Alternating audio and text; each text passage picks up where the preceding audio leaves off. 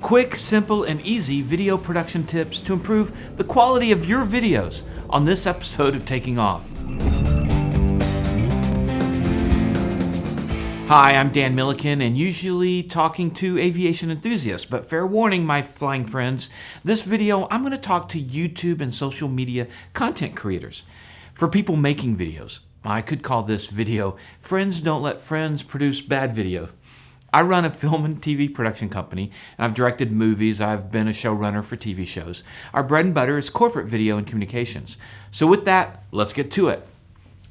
First off, let me say that good video production, and I really hate to say this as an owner of a video production company, good video production quality is secondary to great content.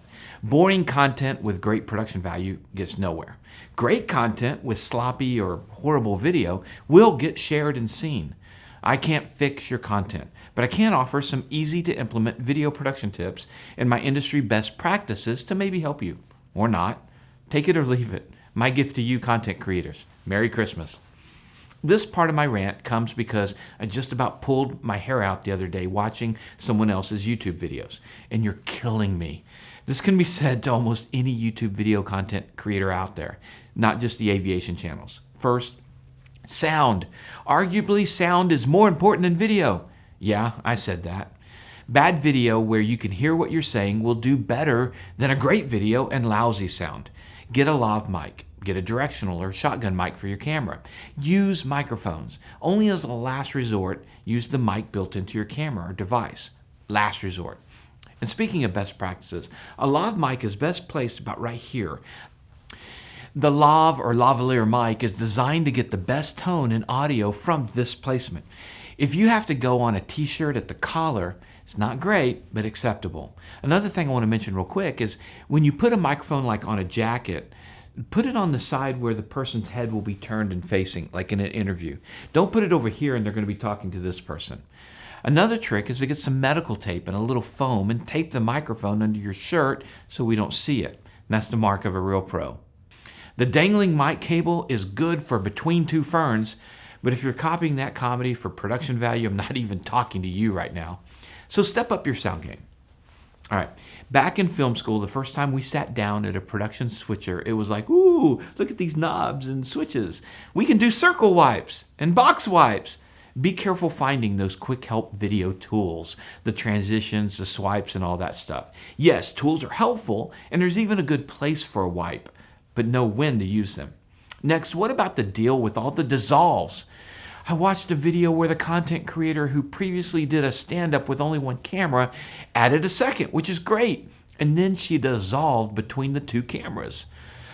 Industry standard, dissolves are used to show passage of time. Use a cut, not a dissolve to go between angles. Don't dissolve, don't do it. Now, if you have B-roll, that's like the footage we lay over a person talking like this, it's okay to dissolve that. But don't dissolve between camera angles on your stand-up. And by the way, B-roll helps immensely. Our eyes naturally move after so many seconds, like 20 or 40 seconds. And we don't naturally go into a room and stare at one thing for a long time. So keep visuals moving for your audience. It'll help them to stay engaged. And as a general rule, I don't linger on one shot more than 20 seconds or so without changing the shot. It might be to just go to a closer shot of the person talking like this. So big pro tip, use the B-roll to make your video interesting, whether it's other footage, cool graphics, or pictures. And speaking of pictures, here's something I saw the other day and occasionally see. If you do put up a graphic or picture over yourself as you're talking and the picture is slightly smaller than your canvas, resize the picture to become a full frame. I saw this right here. Look at the edges. It's weird. Don't do that. If the picture is super small and blowing it up will make it just look horrible, then consider using a background, a plain image or something like that under the picture, or even just black like I did here in an episode of In the Hangar. While we're on background images, let's talk green screen. It's a disease that infects video newbies everywhere. Oh, come on, stop it. As a program creator, you want to connect with your audience, a real connection, exuding genuineness. So why in the world would you create an artificial environment to try to get a real connection? Okay, I get it. It's cool. So what's the circle wipe? Please get over it. There's a place for a green screen, but we're not doing the weather right now. Look, I have a green screen wall in a room over there. Downstairs in Studio B, we have a floor-to-ceiling green screen. I have a green screen 12-foot drop and another green screen flex.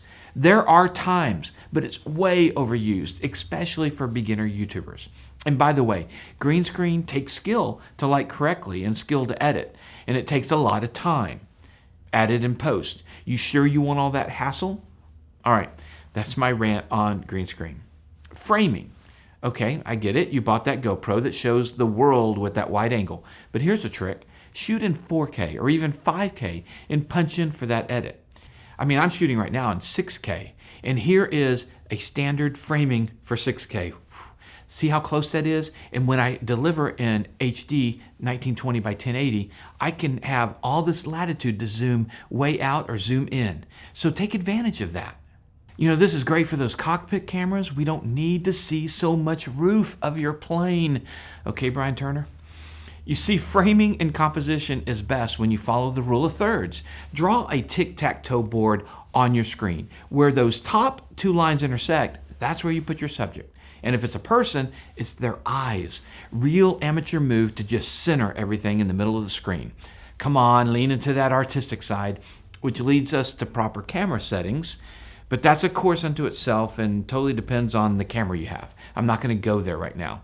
But I get questions all the time about frame rates, like, should I shoot everything in 60 frames per second? Or the camera features 120 frames per second. So shouldn't I use that to get the best quality? Frame rate isn't about quality, but about slow motion. If you're shooting stand-ups or interviews or talking, use 24 or 30, which on a lot of cameras is specifically 2398 or 2997. But that's it for camera for now, or this turns into an hour-long video. Feel free to drop your questions to me in the comments, and I'll try to answer them. Quick tips on lighting. This is a course unto itself, so I'll be brief. When lighting people, like yourself, soft light is best. How do you get a soft light?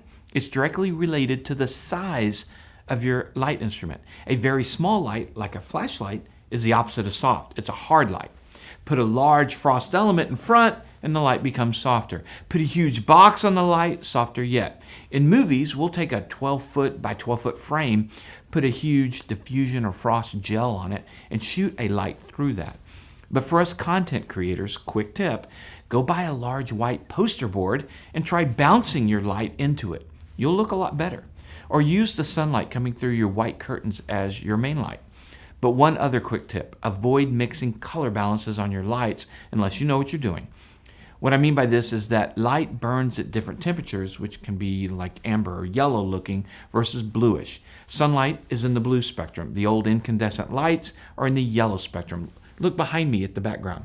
I'm purposefully using incandescents to make the background warm. I could go into a whole long talk and demonstration about this, but we'll leave it here for now.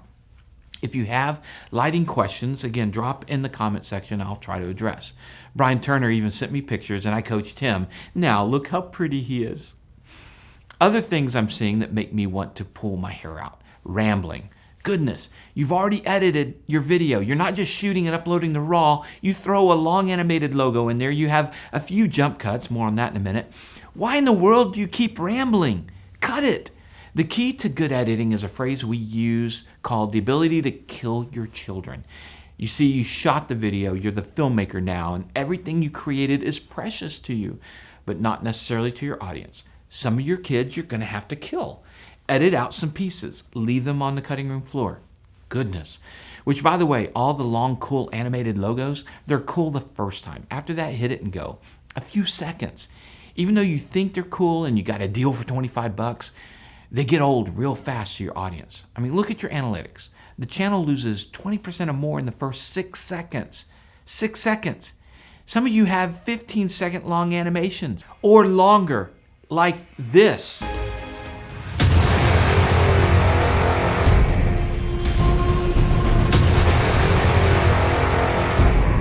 So,